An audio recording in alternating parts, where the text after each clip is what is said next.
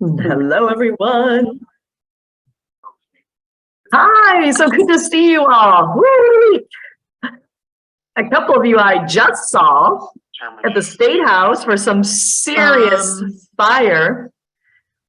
6/30/2020. Let's see. Hi there. How's everyone doing? It's good to see you. Brian, you made it back to your office in time. That was a great experience. Thank you so much. You are so good. You're so good. And Nikki, your husband. Woo! That poor guy. I was like, it's okay. You've got it. He felt so small in a big ocean, but it was so impactful. I love the collective story. Of course, I was watching the entire time from the sideline. I was watching his face the whole time. So sorry. Hey, everyone. We are talking about testimony that just happened.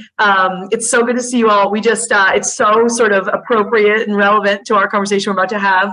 10 business leaders from all different sectors, all different counties just went in and just brought the heat to that State House, just laid out the case for childcare from every angle, personal, professional, numbers, feelings. I mean, you just can't make this step up. You all, like, you are the lifeblood of this movement, and that's what just showed. And we're just Nikki's husband is really not a public speaker, hasn't done it, won't do it, but he texted me and said, "This is such an important issue. I'm happy to show my support in this way, even though I'm way out of my comfort zone." He was the smallest employer, the only contractor, the only one in the trades. And it changed the conversation. I mean, it just does. I mean, just him being there. But Nikki, I got to say, I was on the capacity issue. So I was like in this funny spot. I was in the breezeway looking at the committee through two separate windows, like the, urchin on Christmas looking into the warm house. And I was looking on my phone on YouTube while it was all happening. And I was just watching Ryan's face the whole time. He just had this poor guy sit there and listen to everyone go. And I was like, he just looks like he's getting more and more nervous. He knocked it out of the park. He was doing exactly that, in case you were wondering. So good to see everyone. My goodness, we've got partners from all over Vermont, business, early educators, fellow advocates. Oh my goodness, y'all. It's so good to see you. Oh my goodness. I'm just looking through all your faces here and your names. What a crew and what a week to gather the childcare Avengers, you all. You got the bat signal, and here you are. We're going to talk about the financing study. I don't know, how long have we been waiting for this? 10 years? just a couple of years. It's so good to see you all. Thank you for being here. We're just waiting for a couple more people to join and hook up to the audio. But what a group. Kurt, I know you're not really in that beautiful beachy place. It would be nice if you were. Okay, you are in your mind, right? It's the same thing. Perception is reality, Allie. There you go. That's so true. Matthew, nice to have you here. Sherry, please do get those kids what they need. You guys are amazing to be running these programs and have time to hop on with us. Cheryl, it's good to see you. What a crew. Kelsey, my goodness. Ryan, up from Manchester. Howdy. Yes, it's really good to see you. Joe, nice to see you as well from the healthcare leadership side. Cheryl, how are ya? Look at you guys. So many folks here.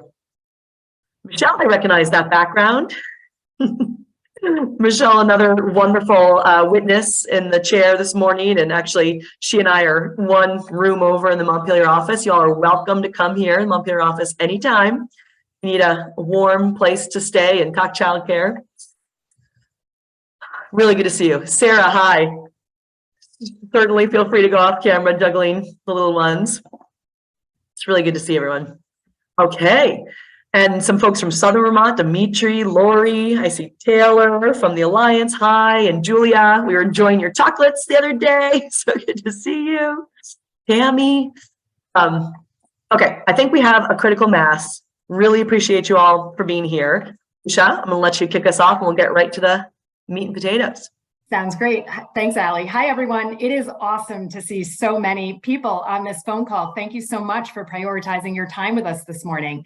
My name is Lucia Campriello. I'm a senior leader at Let's Grow Kids. I'm also a parent advocate within Vermont's Child Care Campaign. And I got to tell you, I have never been more fired up to do everything I can to make sure that our elected officials go big on childcare this session. And the report that we're about to talk about in a few minutes gives them everything they need to do just that. So I really am going to pass the mic right back over to Allie, who's going to share with you top lines from the study on cost, funding sources, and economic impact. We will preserve the majority of our time to answer your questions. We have until 12:45, and as Ali said, we do have a hard stop because folks are heading back over to the State House for testimony. We will go ahead and record this call, and following the call, you'll receive in your inbox a couple of useful links, including a link to the report itself, as well as a call to action. So without further ado, Ali, take it away. Thank you, Lucia. Can you tell we got the old adrenaline jolt on the team today? It just keeps coming. It has been a year already for childcare, and it is the 19th of January. But let me start by just reiterating, it's also a really good week for Vermont's childcare campaign. This is the first time in our history that we have everything in place and this crisis, now including the final piece of the puzzle, this financing study that we have been waiting for. We've been creating sort of the conditions for, even the bill H-171 that commissioned it, right? Finally, here it is. It's the final important piece, and that's what we're going to dig into together today. And let me just ground us in some context quickly. A reminder, thanks to the work of this movement of Vermonters and the public will that has been built, H-171, also you'll hear it called Act 45, passed in 2021, right? Remember, we were right in the thick of COVID. We wondered if we could go big on childcare. The moment opened up itself, especially COVID sort of blew the smoke away from this issue. All the work we've been doing together on the ground kind of came together in this moment and passed this landmark legislation. It's the bill that went through the State House that committed Vermont to establishing a statewide system of childcare in which every child who needs it has access to quality care. Families spend no more than 10% of their income on the childcare, and early educators are fairly compensated, right? So quality, affordability, and access, those goals right in that bill. And it's all supported by a system that's well governed and by a single empowered entity from the state side, and that's properly funded through sustained public investment. That's the last piece of the puzzle. The detail our legislative leaders have been asking for to make this legislation a reality. It includes, what does it look like for the long-term public investment to achieve these shared goals? So how much and from where? So let's talk about the study.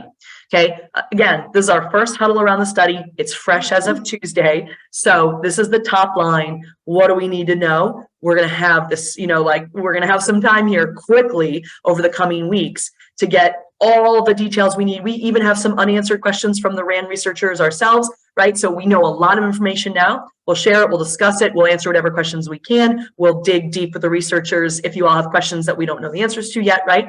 So let's go there. And this is what the sort of then future of this legislation sort of is. This is a foundation, for this work we're going to do the legislature this year. So the actual study earlier this week, it was published on Tuesday. It's called the Early Care and Education Financing Study. RAND Corporation conducted it. It confirms the bottom line for us, having waited for this for so long and having read it. It confirms there is a direct path forward this session in 2023, this year of this session, to create a quality, affordable childcare system through long-term public investment. Okay, so it's an in-depth cost analysis, and it shows that ending the childcare crisis is well within our reach as Vermonters, sort of within our means as a state. So the public financing recommendations they lay out are fiscally responsible, will make our state more affordable. So there is a path forward with specific funding revenue in Vermont that is reasonable for our state within our means, that will fix this problem towards our stated goals and is fiscally responsible to do so. So let's dive into the categories from the study. Here are the numbers by cost, funding source, and economic impact as a top line from the report. Cost. So you'll hear a bunch of numbers be floated. you'll see $109 million. That is the total amount of state and federal funding currently today flowing into Vermont's childcare system every year. Okay, so state and federal dollars today that go into 0 to 5 to subsidize the cost, 109 million. The gap of new public funding needed to fund the system and the goals we've laid out together, 179 million to 279 million is the gap of an annual needed funding. The range of, that's the range that it was laid out in the report, additional public funding required to support the system we all envision after the parent tuition, right? So parents pay an affordable rate and the public funding needed is this range from 179 to 279. This is the punchline we've been waiting for, okay? And also I would say this is good news. If you recall, the Blue Ribbon Commission in 2016 laid out $206 million is the gap. So it's very, very reasonable that 206 would go up to, you know, this range of up to 279 million in the last 5 years, or actually 8 years since the Blue Ribbon Commission came out. So the range represents basically choices that legislators will make about what families and children at what income levels are eligible for the subsidy. That's what the range is. The smaller range is fewer families. The larger range is more families at higher income levels. So that's the gap laid out by the study. I just want to tell you right now, we do not believe that anything less than the higher range of the $279 million will reasonably achieve the outcomes that we all desire, that we've laid out together as a campaign. Again, those outcomes are primarily enough childcare for everyone who needs it, a well-compensated workforce, and 10% affordability for families. So you may have seen we immediately issued a public statement when the RAND report came out with our top line reaction that included endorsing the higher end of this number. We do not want to lowball this at this moment, and that's why we believe that higher range, you know, scoops enough families for us to get the outcomes that we've been promoting as a campaign. So that's why you'll see us really talking about that higher end number of this range. And again, I just want to repeat, it's not a huge surprise. We've been working with the $206 million number, as you all well know, for years and years since the Blue Ribbon Commission came out. So we believe it's entirely reasonable to be talking about the 279 million at this moment. Okay, so that's the cost. Those are the numbers you're seeing, probably hearing in the news. Let's move on to the funding sources. Remember, they were told to do two things, the RAND report. One, so how much is this actually going to cost us? What's the gap? And then two, what are the funding sources? So as anticipated, the study reveals that Vermont can enlist a single source of new revenue or a bundle of several taxes to fix this problem, to fund this problem. The single source options would fill, so annual, roughly $200 million.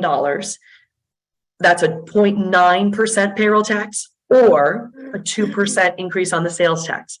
They also have a new limited service tax of 9.9% or a new expanded services tax of 7.1%. These are the details that we are digging into sort of together in real time, but those examples of those taxes are basically targeted taxes on specific industries and sectors like, you know, entertainment or newspaper, right? Like there's very, very specific targeted taxes that they imagine, service taxes within those bundles. But the punchlines, again, I will say the 2% increase in the sales tax would be an option for a $200 million increase.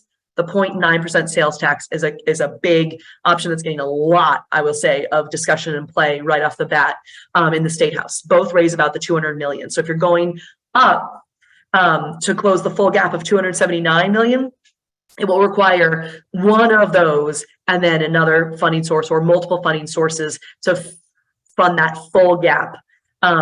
So the reason it would probably require multiple funding sources if we go up to the 279 gap is because, according to the report, you know, you do not want to really increase these taxes to the magnitude of any one tax too much beyond the recommended rates from the report of that 0.9% for payroll or that 2% for sales tax. Okay, so that's the overview top line of the cost and then the funding sources. The last piece is economic impact. It did discover, you know, it did discuss this in the report, both the sort of negative and the positive of the tax to make the investment and what happens when you make the investment. we've talked and studied this for some time too, as a movement and a sort of a community around this. What did the study say? The study affirms that the taxes required to fill the $279 million gap would have a relatively small impact on household economic well-being. In other words, to raise the revenue needed to fund the childcare system, it would actually have a relatively small negative impact, the actual raising of that revenue. But the investment has the potential, and I love we're starting to use this word, to liberate 2,800 Vermonters to re-enter or enter the labor force in Vermont today. So that's a conservative and time-bound estimate. It doesn't account for any folks moving back into Vermont. So let's just sit with that for 1 second. Basically, there's a potential to get 2,800, in their estimate, Vermonters back into jobs when you make this investment. That has an astounding ROI. No other policy initiative is talking about, invigorating that many Vermonters back into the workforce. And I will say, why is this time bound? The constraint on the return on investment discussion in this report is a 5-year time horizon. Rand only considered 5 years of ROI, and they know, and so they acknowledge right in the report, there's a lifetime benefit accrued to children, accrued to the state of Vermont's coffers when you start bringing down costs, that happen when we give kids a strong start over their lifetime. That's not even considered here because they only have a 5-year time horizon that they're considering when they did that sort of ROI. So that is a big picture. So but in addition to the folks reentering the workforce, they also estimated that annual gross state product could expand between 60 million and 283 million. So the estimated effect on annual government revenue could be anything from a savings of 1.5 million to 11.5 million, right? So they're starting to just lay out, where do you save money? Where do you get the return when you make this investment? You get it from savings to state coffers. You get it from expanding the workforce. You expand state product, gross state product. So in conclusion, and as Lucia promised, we are going to spend the rest of the time on Q&A and get wherever you all want to go in this initial sort of digestion, this sort of group digestion of this big report. It affirms that the cost of a quality, affordable childcare system is within our reach. It tells us the gap. It recommends the funding sources that are reasonable, and it validates positive economic impact of making these investments. So there you have it in a nutshell, a very small nutshell for the scope and size and the anticipation of a report like this. But let's dig in. What do you all want to talk about? What questions do you have? All right, Matthew, go for it. Yeah, I have a quick question. It's an easy one. Is there equity at the core of this, finance study? Because I know most, communities have the will to, to put the money up there, and be able to be taxed, and there's some that cannot, between rural areas of Vermont that, as you may know, are the ones that don't have that, or is there a sliding scale so they can actually contribute their part without actually being burdened or overburdened to pay more than what they can afford? Is there a way to make that equity so it can balance it out so everybody pays either their fair share, or balance in a way where the rural areas don't have any more negative impact on their, stability of, their finance, sector? Thank you. I appreciate it, Matthew. Really, really appreciate the comment. And I love the constant and necessary, drumbeat on equity. It is really greatly appreciated. Yes, I would say the answer is yes. I'll sort of answer it in 2 ways. The idea in and of itself of having a state infrastructure of childcare is in and of itself a discussion of equity. Because if you do not have that, you can have it by business, by town, and that not only is that very much equitable, it also, doesn't create an infrastructure that allows you to have a pipeline of early educators, that allows just to have sort of an equal opportunity of both access, but also the infrastructure working and functioning. So in and of itself, the idea of a publicly funded system in this way is is a matter of equity and is discussed as such. The other thing about the funding sources, the idea of progressive versus regressive is considered in this report. And those sort of nuances are baked into here to think about. Can you tier these funding sources so that they are more progressive? Can we make sure we are not funding this in an aggressive way, even if the outcome is progressive? So that is considered in the report. The last thing I will just say is these business leaders this morning made the equity argument in a many different perspectives and angles. So, you know, it really was powerfully done. And it sort of showed that, like, look, as a business, sure, I could pay for my employers to get this. I could do it on site. It is not equitable. It is not appropriate. You know, it is not sustainable. So I just really appreciate that from our business champions perspective. The idea of equity is at the forefront. Okay, Cheryl. So first, thank you. I read the report and your summary was so, you made it make sense. Finally, thank you. I guess my question is, where do you foresee there's going to be pushback and what can we do in local communities? Good question. Good. I'm really glad it made sense. I have to say, we're still working through it over here, Cheryl. So we still trying to make sure we're getting all the details. But the pushback will just ultimately be the pushback we've always had, which is, yeah, we know we need childcare, but we can't afford it. Vermont is already unaffordable. We're already overburdened. We're already overtaxed. We are really having a different conversation about affordability now, and that would be very important because the focus will be on the money. You all know better than anybody. There is a million reasons to do this. I mean, first and foremost, it's our children. It is the healthy development of our children. You know, it is an equity issue. It's a workforce development issue. It's all of the above, demographics. But because this is about the money, this report is about the money, and the punchline is, how are we going to have the courage to raise revenue? The real moment right now is to talk about affordability. And what we have been saying, and our champions have all been saying, from both our lawmaking champions to our business champions to parents, our volunteers, our early educators, we're thinking about affordability in a little bit of a different way. Because right now, Vermont is not affordable. So then the question is, what are we going to do about it? Just put our heads in the sand and say, no new taxes, we can't do this, Vermont's not affordable. Or like a business, you make an investment at the right time and it pays for itself and it allows you to grow and unstick yourself from this very unaffordable moment where we're really holding back opportunity, especially from an employment and economic perspective. So I would say the biggest pushback you're going to get right now, Cheryl, is, well, we know we need to do this, but Vermont just can't afford it. We can't raise taxes. We can't raise taxes right now. What we're starting to be able to illustrate, and this is why the business community is, you know, such a leading voice today, has been so important in context with this report. We can actually show you what it looks like for us to pay off a payroll tax. You know, we can't do this ourselves. We can pay in a thoughtful payroll tax. It fixes the system for everyone. We've studied it enough to know that. You know, and I can make it back in a day. I can make it back in a month. And I can afford, right, to hire people. That's good for the economy. Then I can pay more taxes as a business, right? So just making that actual, like, playing that out for folks.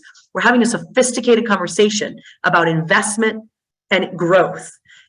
So thank you. I love the comments, right? We can't afford not to do this. It's not an expense. It's an investment. We've got talking points, right? But I think that's it, Cheryl. Because this report is about the money and it's a price tag, people will say, ooh, that's a big number. And we just have to really say we're having a different conversation about the same word, affordability. Great. Thanks, Allie. Thank you. And thank you for, you know, being such a champ in Addison County. Your legislators are crucial. Many of them are leaders in this. So having, you know, that open dialogue with them and showing them that you've got their back too. They're going to need to take some real political courage to move this forward. So supporting your legislators is good. And then you can sort of, you know, tell them, you know, if they need it later on, I need you to, like, think differently on this, or I need you to, like, sort of change this aspect of it, right? You've also shown that you're there to have their back. Julie, okay, so I see a comment from Julie about, has recreational cannabis been considered? Yes, and Oregon has that system. Well, I think they did consider it and they did not suggest it in the report. probably for a variety of reasons now, I'm going into my own understanding of this issue, and I happen to have some understanding because my husband is the chair of the Cannabis Control Board. So, you know, it's different, but interesting, some interesting parallels and connections.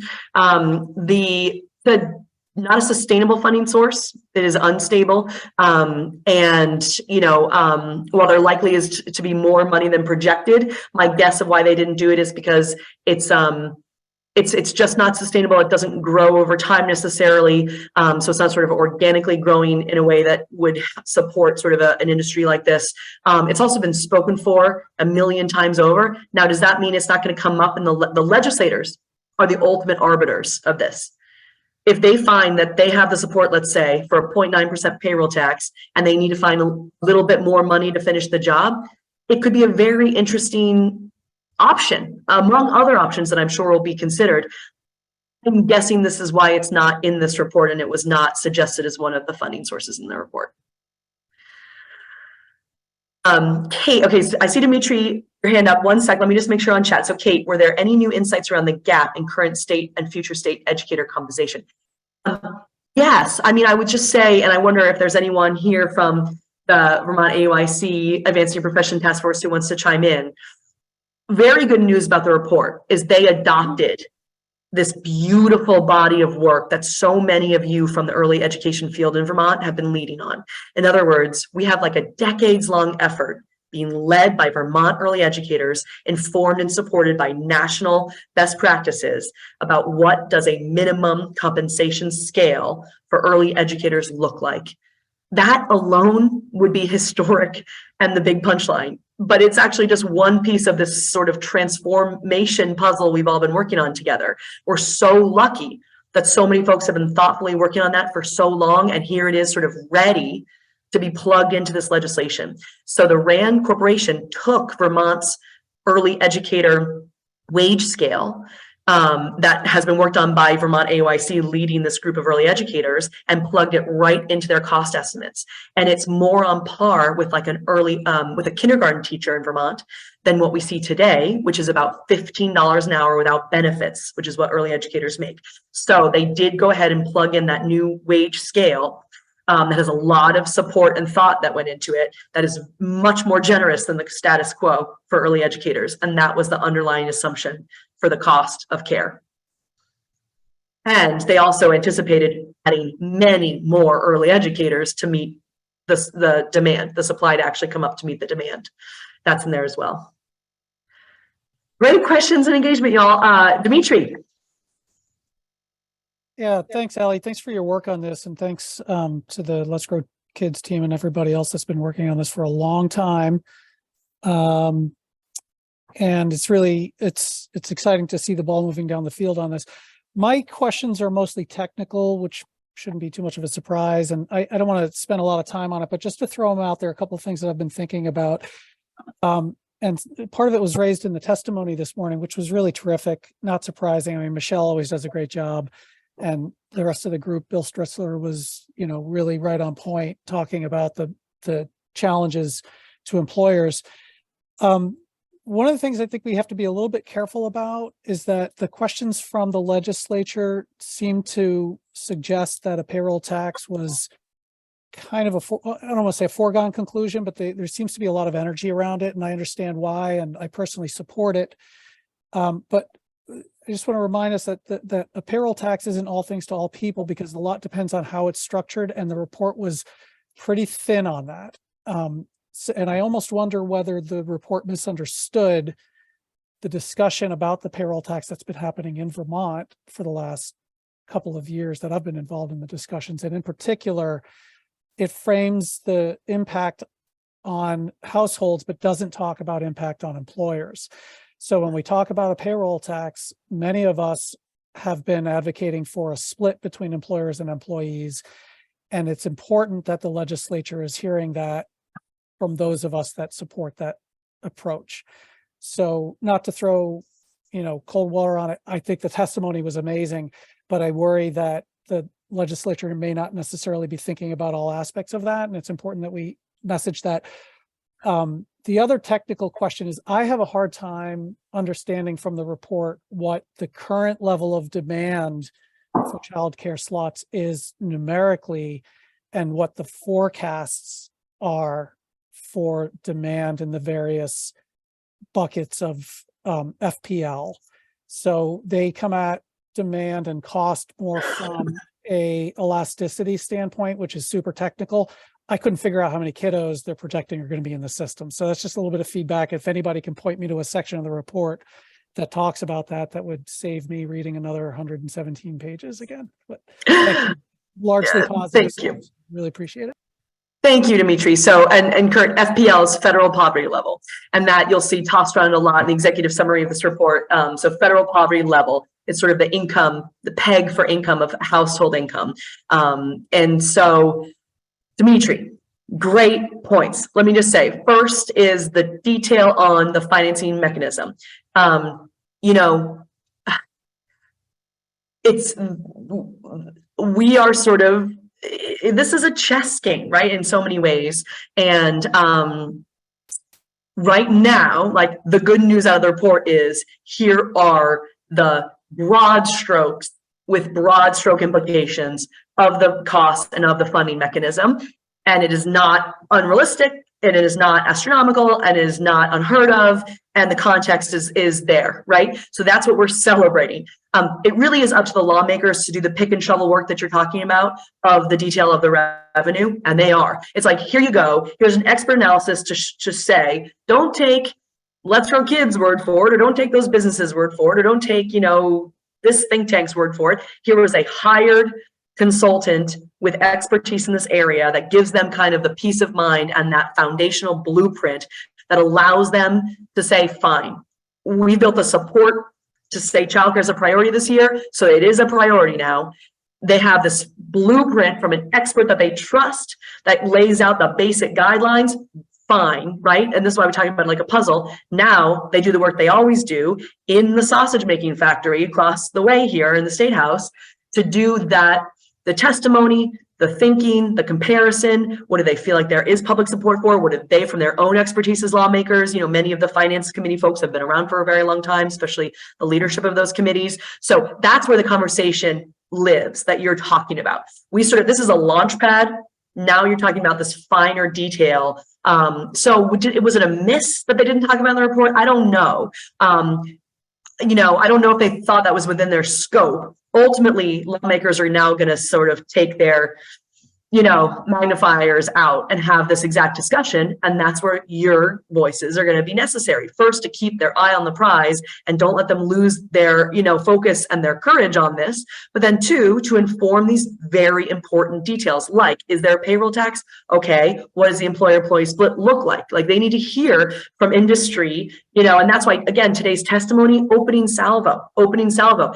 Is there support out there for a payroll tax, or is this a non-starter? 7 years ago, it was a non-starter. Today, it wasn't. That gave them enough for what they need to have the next testimony and the next hearing that will go that one level down on the details. So I really appreciate what you're saying, and this is why you all are important, and this is why an organized sort of community around this is going to make it a responsible and Vermont-sized solution. I just want us to not lose the fact that this is historic.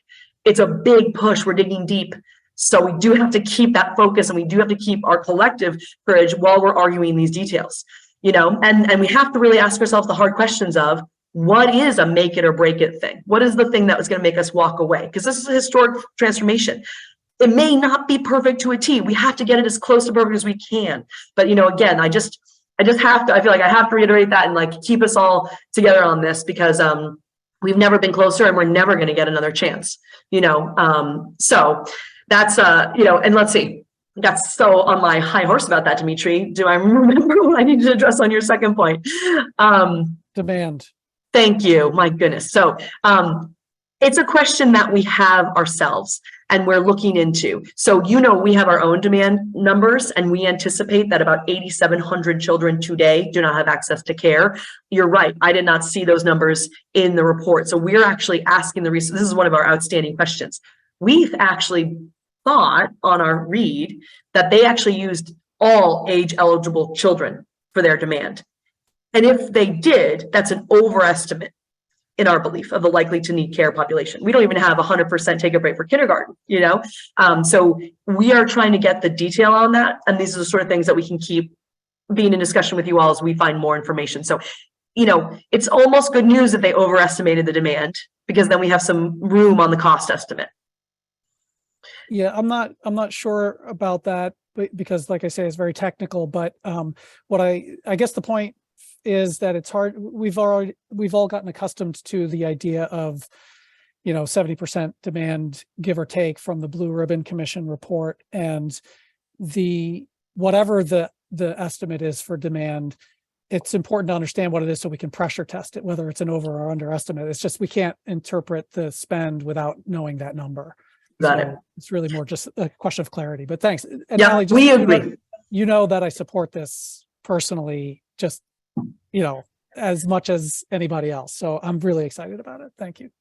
Dimitri, you are amazing. I mean, honestly, this is the sort of leadership, we wouldn't be having a week like this today if you all haven't been so sophisticated, you know, leaders in this movement as you are. Working with your peers, working through the numbers, understanding the trade-offs, that is the truth. And so I want to, for the chat, which I love. So Fred, just so appreciate that. You bring up a really good point that I want to highlight for everyone, if you're not following along the chat, you know, that, you know, sort of underscoring Dimitri's point about the detail underlying any new tax and who it hits, employer, employee, et cetera, and take it into context with other potential new taxes and fees that may be on the table this session. So I'll just point this out.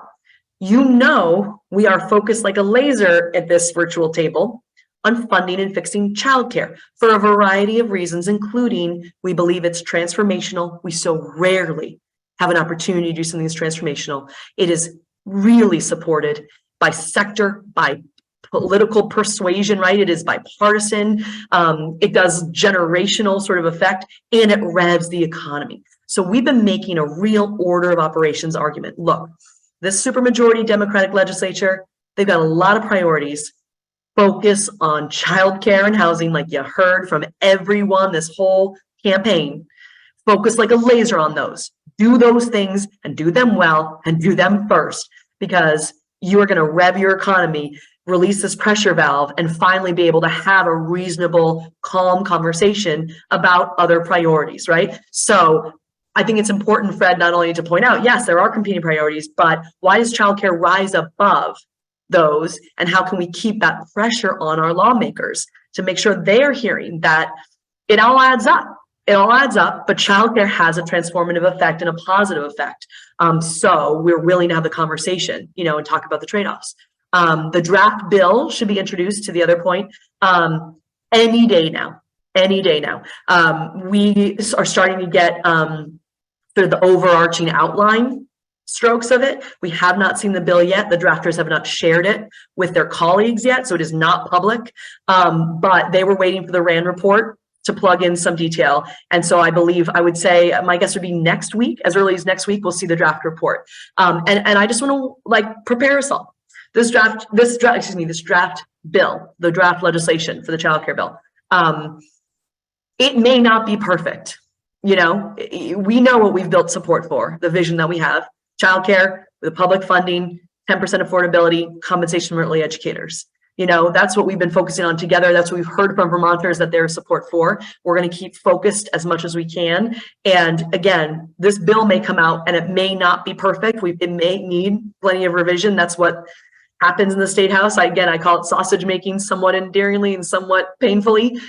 That's really what it looks like. So that's what we will all be doing. And that's why when you get an alert from us, you mean it. I hope we can continue to build that trust with you all. We don't use this advocacy, beautiful advocacy momentum that you all have led lightly.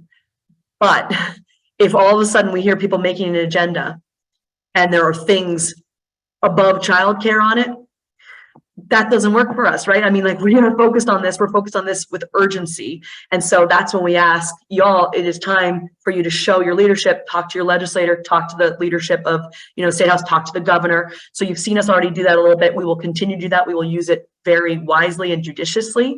but that's why we're doing it, because now we have to pull out all the stops. We're too close, and we've never ever seen all the pieces line up like this before. So I'm not going to say it's an easy moment or a clear negotiation or all the details are settled, but we have to hold on to the momentum that we have. Because really now's the time. I hope you all see that. Now is the time. I don't think we're ever going to have the stars aligning like this in the future. So we only have 5 minutes left. I don't see any more hands or comments. I just want to thank you all for spending your lunch hour with us, my goodness, and for making it so we have a week like this. It's historic. Brian, I saw you come off mute. Go for it. Allie, I would just like to say thank you to Let's Grow Kids, to you and Lucia. You guys are incredible, and this has been very well run, and I'm very, very impressed, and I really appreciate the effort you're putting in this. This is going to have a major effect on all future Vermonters. Thank you so much. Thank you, Brian. I really appreciate it. And I will tell you, the most gratifying part of the job is getting to know and work with you all. Truly it is. Truly it is. I was like crying, I was jumping, I was fist pumping during that testimony this morning. You all make the magic happen. And you know, it's real. That's the thing. You know, the last thing I'll just say, because you know, you inspired me to do so. This is going to happen. We're showing up with a little bit of calm. This is going to come into the world. It has, the merits are too great. You know, we're not manufacturing anything here. The world needs childcare. Vermont needs it. It's a matter of when, how, what at this point. So I really appreciate it.